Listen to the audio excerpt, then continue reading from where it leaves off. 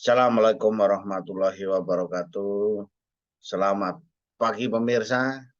Selamat apa ya? Salam bertani di Indonesia.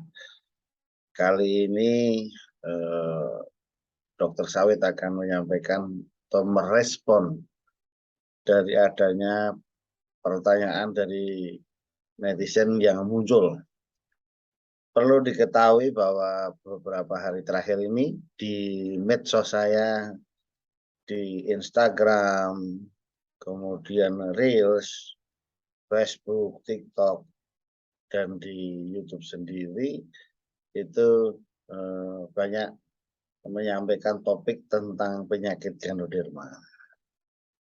Ya, jadi ada beberapa tanaman TBM yang terserang, kemudian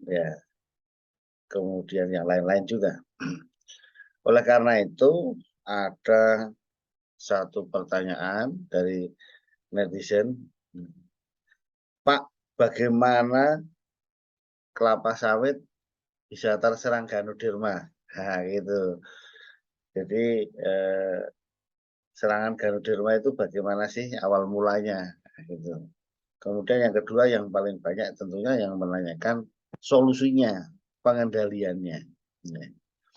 Jadi eh, perlu diketahui ini untuk petani mungkin belum banyak yang merasakan betapa beratnya serangan Ganoderma.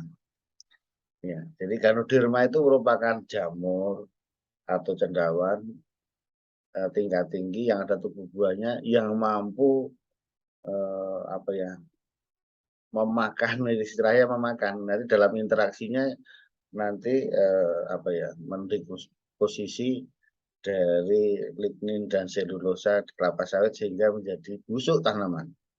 Nah, interaksi antara Ganoderma, kelapa sawit dan lingkungannya menyebabkan penyakit busuk pangkal batang kelapa sawit. Secara umum menyerangnya di busuk pangkal batang kelapa sawit. Apa yang terjadi nanti tanaman menjadi mati. Nah, sekarang gejalanya seperti apa? Gejala penyakitnya daunnya menguning, pelepahnya menggantung atau apa itu namanya lupa ya. Nah, kemudian akumulasi daun tumbang, nah, kemudian lama-lama tumbang dan itu tentunya pelepah memendek, buahnya nggak ada. Nah, akhirnya tumbang tanaman mati dan di pangkal batang itu terjadi pembusukan biasanya serta muncul tanda penyakit yang berupa tubuh buah ya. Nah, itu yang berupa jamurnya sendiri, bentuknya sendiri, makhluknya sendiri. Ya, kan gitu. Bagaimana awal mula menyerangnya? Nah, ini kan jamur tular tanah, jamur patogen terbawa tanah, soil-borne pathogen. Nah, sehingga siklus hidupnya itu semua kebanyakan di dalam tanah.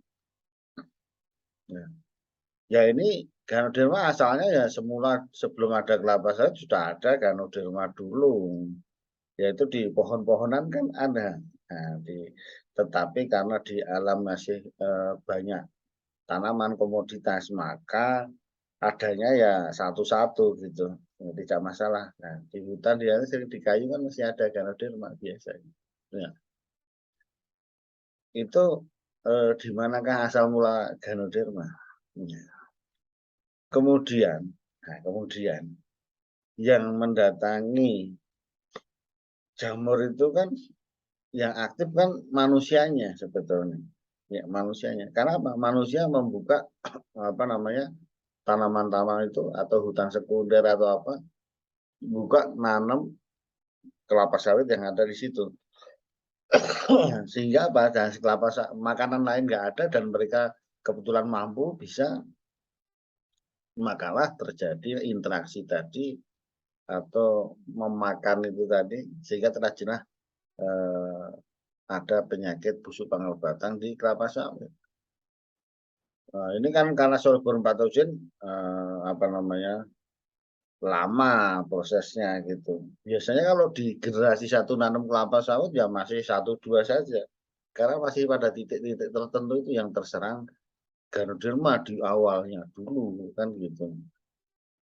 Tetapi bagi kebun-kebun yang sudah tua, yang sudah 3-4 kali nanam sawit, generasi 25 tahun ganti, 25 tahun ganti, 25 tahun ganti, 25 tahun ganti, maka terjadi akumulasi sumber inokulum infeksi dari Ganoderma yang ada di dalam tanah. Yang awalnya dulu titiknya misalnya 2, generasi berikutnya sudah mulai menyebar ya, penyebaran lewat kontak akar maupun basidiospora namanya. Maka basidiospora kecil, tetapi lambat itu tadi karena kontak akar. Tapi kontak akar dari 2, generasi berikutnya mungkin jadi 6. Nah, berikutnya lagi menjadi 20. Wah, kan selalu menyebar karena inokulum ada di situ. Nah, inokulum ada di situ. Dan selalu tersedia inangnya, tumbuhannya yang mau dimakan itu tadi, kira-kira. Inangnya ada di situ. Sehingga menjadi melebar. Istilahnya menjadi endemik atau endemis. Inilah contoh yang sudah endemis di background saya ini. Sudah berat dalam 1 hektar masih berapa saja gitu. Mungkin dalam 1 hektar masih 30 tanaman kayak gitu dari 143. Dan itu akibatnya di generasi berikutnya kalau tanpa perlakuan-perlakuan tertentu nanti umur 11 tahun, 13 tahun sudah habis lagi. Karena apa? Di dalam tanah sudah ada Ganoderma tadi banyak gitu.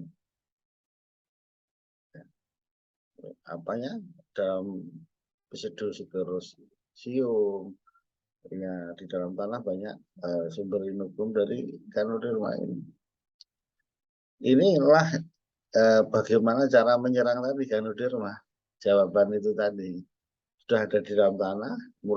Oleh karena itu strategi pengendaliannya kalau apa namanya petani kan masih mungkin 1-2 yang mengalami serangan ini. Kalau sudah tadi yang saya bilang beberapa generasi mengendalikan Ganoderma itu mumet, pening, ya, pusing. Karena sulit di dalam tanah bagaimana? Fungisida nggak ada yang cocok, nggak ada yang bisa mengendalikan. Karena di dalam tanah bagaimana? Mau ditabur, mau disebar, mau dikocor, seperti menaruh garam di dalam lautan. Oleh karena itu pengendaliannya adalah strateginya harus holistik, ya. Yang utama untuk di daerah-daerah endemis tadi kalau replanting ya dipersiapkan bibitnya yang moderat tahan Ganoderma, ya kan. Contohnya PPKS 540 NG. Semua harus dipersiapkan bibitnya. Yang namanya tahan ya masih bisa terserang juga, tapi kan tidak besar. Nah, gitu. Kemudian berikutnya adalah lubang tanamnya diperbesar. Olah tanahnya, sumber inokulumnya yang terserang tadi diangkat bolnya, dicacah, dikeluarkan kalau bisa, atau dimusnahkan, dibakar, diayak. Itu semua untuk mengurangi X0 namanya. Nah, untuk sumber inokulum, kalau dalam epidemiologi mengurangi X0-nya. Nah, gitu.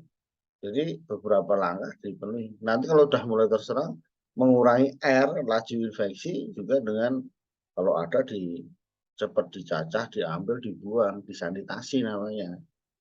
Nah, itu supaya memperlambat. Itu cerita-ceritanya ya.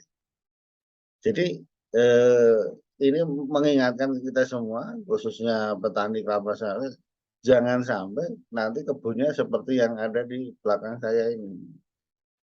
Ya ini ya hasilnya jadi seberapa?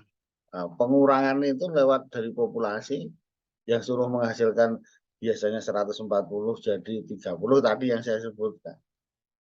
Belum lagi, nah inilah, belum lagi yang berdiri itu banyak yang sudah terinfeksi.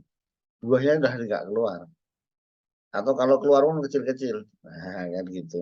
Itu mengecilnya sampai 60%, 40 sampai 60%. Nah, yang biasanya 10 kilo jadi 6 kilo kan gitu. Itu secara apa ya? kuantitatif yang kualitatif. Ya, gitu. Jadi pertanyaannya ini terjawab ya, pengendalian secara umum tadi mulai tergambar ya, dan bagaimana bagaimana menyerangnya dia awal mulanya gitu.